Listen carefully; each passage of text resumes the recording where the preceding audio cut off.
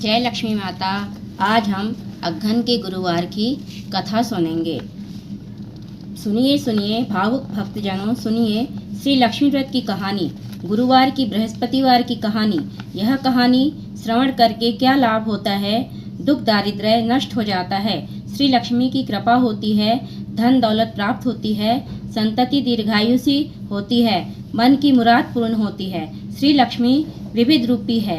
लक्ष्मी के अनेक नाम हैं। कैलाश में रहने वाली पार्वती, क्षीराब्दी की सिंधु कन्या, स्वर्ग की श्री महालक्ष्मी, भूलोक में रहने वाली लक्ष्मी, ब्रह्मलोक की सावित्री, गोलोक की राधिका, वृंदावन में रहने वाली रासेश्वरी, चंदन वन की चंद्रा, चंपक वन की विरजा, पदम वन की पद्मावती, मालती, कुंदन वन की कुंदती, केतकी वन की सुशीला, कंदब वन की कंदबमाला, राजगृह में रहने वाली राजलक्ष्मी और घर घर की गृह लक्ष्मी। ऐसे विविध रूप से और नाम से लक्ष्मी देवी मशहूर है। ऐसे श्री महालक्ष्मी देवी की यह है कहानी। द्वापर युग की सौराष्ट्र देश की, वहाँ भद्रश्रवा नामक का एक राजा राज्य करता था। वह पराक्रमी था। 4 वेद, 6 शास्त्र, 18 पुराण, इनका ज्ञान उन्हें प्राप्त था। उसकी रानी का नाम था सुरचंद्रिका। वह लावण्यमयी, सुलक्षणी और पतिव्रता थी। उस दंपति को 8 संतानें थीं, 7 पुत्र और 1 कन्या। कन्या का नाम शामबाला। एक दिन श्री लक्ष्मी देवी के मन में आया कि राजा के राजगृह में जाकर निवास करें, जिसके कारण राजा अपनी प्रजा को अधिक सुख देगा। गरीब के घर में अगर मैं रहूं तो वह सारी धन संपत्ति को खा लेगा। इसलिए लक्ष्मी ने क्या किया, वृद्धा ब्राह्मण स्त्री का रूप लिया, हाथ में आधार के लिए लकड़ी ले ली और उसके जरिए सहारा लेते लेते वह सूरज चंद्रिका रानी के महल के दरवाजे में जाकर खड़ी हो गई। उसे देखकर रानी की एक सेविका सामने आ गई। उसने उस वृद्धा स्त्री की पूछताछ की। वृद्धा ने अपना नाम, पति का नाम, रहने का स्थान आदि समुचित जानकारी दे दी। वृद्धा स्त्री के रूप की लक्ष्मी माता कहने लगी, मेरा नाम है कमला, पति का नाम है भुवनेश, हम लोग द्वारका में रहते हैं। तुम्हारी रानी पूर्व जन्म में एक वैश्य की पत्नी थी। वह वैश्य बहुत दरिद्री था। वह दिन दर उन दोनों पति पत्नी में झगड़ा पैदा हो जाता। उसका पति उसे बहुत मारपीट करता। इस हालत से वह परेशान हो गई और घर छोड़कर गई। वन में कुछ न खाए पिए घूमती रही। उसकी वह हालत देखकर मुझे उसकी दया आई। धन संपत्ति देने वाली श्री लक्ष्मी व्रत की कहानी मैंने उसे सुनाई। मेरे कथनानुसार उन्हें लक्ष्मी व्रत का पालन किया। श्री लक्ष्मी देवी उसे प्रसन्न हो गई। इस कारण उसका दारिद्र्य नष्ट हो गया। संतति संपत्ति से उसका घर भर गया, आनंद हो गया। आइंदा उन दोनों का निधन हो गया। लक्ष्मी व्रत करने से दोनों लक्ष्मी लोक में वैभव में रहने लगी। जितने साल उन्होंने लक्ष्मी व्रत किया उतने 1000 वर्ष उन दोनों को सौख्य प्राप्त हुआ। अभी तो उन्हें राजकुल में जन्म प्राप्त हुआ है, लेकिन रानी को अभी अपने व्रत का विस्मरण हो गया है। उसे स्मरण याद दिलाने के लिए मैं यहाँ आ गई हूँ। रानी की सेविका ने उसे लक्ष्मी व्रत की जानकारी पूछी, पूजा विधि की भी जानकारी ली। वृद्धा रूपधारी श्री लक्ष्मी ने उसे लक्ष्मी व्रत की जानकारी एवं महात्म्य कथन किया।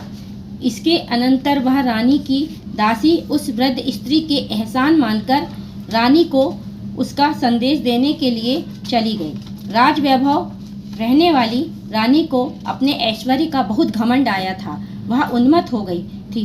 वृद्धा का संदेश सुनकर वह यकायक गुस्से में आ गई और वृद्धा ब्राह्मण स्त्री को अपमानित किया। उसके साथ दंडेली भी की, लेकिन वह वृद्धा स्त्री साक्षात लक्ष्मी थी। यह बात रानी को मालूम नहीं थी। रानी का उद्दाम वर्तन देखकर लक्ष्मी ने वहां रहना पसंद नहीं किया, अपने खुद के निवास में ही रहना पसंद किया। वह वहां से निकली। कुछ ही फासले पर उसे सांबाला मिली। उसे सारी जानकारी मिली। उसने उस वृद्धा स्त्री से क्षमा याचना की। तब लक्ष्मी को उसकी दया आई। उसने सांबाला को लक्ष्मी व्रत की जानकारी दी वह दिन मार्गशीर्ष मास का प्रथम बृहस्पतिवार का था। शामबाला ने भाव भक्ति से लक्ष्मी व्रत का पालन किया। इसकी फल प्राप्ति यह हुई कि सिद्धेश्वर नामक राजा के मालाधार नामक पुत्र के साथ उसका विवाह संपन्न हुआ। उसे बड़ा वैभव प्राप्त हुआ। वह अपने पति के साथ राजवैभव में रहने लगी। इधर लक्ष्मी कोपायमान होने के कारण राजा भद्रश्रवा और रानी सूरजचंद्रिका इनके राज का अस्त हुआ। वैभव ऐश्वर्य का लोप हुआ और उनकी दशा बड़ी शोचनीय हो गई। एक दिन सूरजचंद्रिका अपने पति से बोली, अपने बेटी का पति राजा है, बड़ा अमीर है, उनके पास जाओ, अपनी हालत का बयान करो, उसको दया आएगी और वह कुछ धन संपत्ति जरूर देगा। भद्रश्रवा शामबाला के पति के राज्य में गया। एक तालाब के किनारे विश्राम लेने के लिए बैठ गया। इतने में शामबाला की कुछ दासियां जल कुंभ लेकर जल भरने के लिए वहां आई। राजा भद्रश्रवा को उन्होंने देखा। उन दासियों ने उनके नाम गांव के बारे में पूछताछ की। उन्होंने सब कुछ उन्हें बतलाया। वह अपनी रानी शामबाला का ही पिता है। यह बात समझने पर सभी दासियां दौड़ते दौड़ते शामबाला के पास आईं। सारी जानकारी उसे बताई। शामबाला ने अपने पिताजी को बड़े ठाट बाट के साथ अपने प्रासाद में लाया। उसका आवभगत किया। पिताजी को मिष्ठान भोजन खिलाया। उसका आदर सत्कार किया। वह जब वापस जाने को निकला तब उसने उसे हांडा भर धन भेंट के रूप में दिया। भद्रश्रवा अपने घर पहुंच गया। सूरजचंद्रिका को आनंद हुआ। उसने हांडा खोला तो अंदर क्या था? हांडे में धन नहीं था, हांडे में कोयला भरा हुआ था। लक्ष्मी की अकृपा से ही यह चमत्कार हो गया था। कुछ दिन बीत गए। अब सूरजचंद्रिका अपने लड़की के घर गई। वह दिन था मार्गशीर्ष मास का अंतिम बृहस्पतिवार। शामबाला ने लक्ष्मी व्रत किया। अपने माताजी से ही वह व्रत करवाया। सूरजचंद्रिका अपने घर वापस आ गई। उसने लक्ष्मी व्रत किया था, इसलिए उसे गतकाल का वैभव फिर से प्राप्त हुआ। राज ऐश्वर्य फिर प्राप्त हुआ। कुछ दिन बाद शामबाला मायके में आ गई, लेकिन खुद के पिताजी को कोयले दिए, अपने को कुछ भी दिया नहीं। यह गुस्सा सूरजचंद्रिका के मन में था, इसलिए शामबाला की वहाँ किसी ने पूछताछ भी नहीं की। उसका वहाँ अनादर किया गया। लेकिन शामबाला अपने माताजी पर क्रोधित नहीं हुई। वह वहाँ से निकली। निकलते समय उसने वहाँ से कुछ नमक लिया था। निवास पहुँचने पर शामबाला को पतिदेव ने पूछा, मायके से क्या लाए? तब वह बोली, राज्य का तथ्यांश सार लेकर आई हूँ। पतिदेव बोले, इसका मतलब? उसने जवाब दिया, कुछ दिन ठहरो, सारी बातें समझ में आ जाएगी।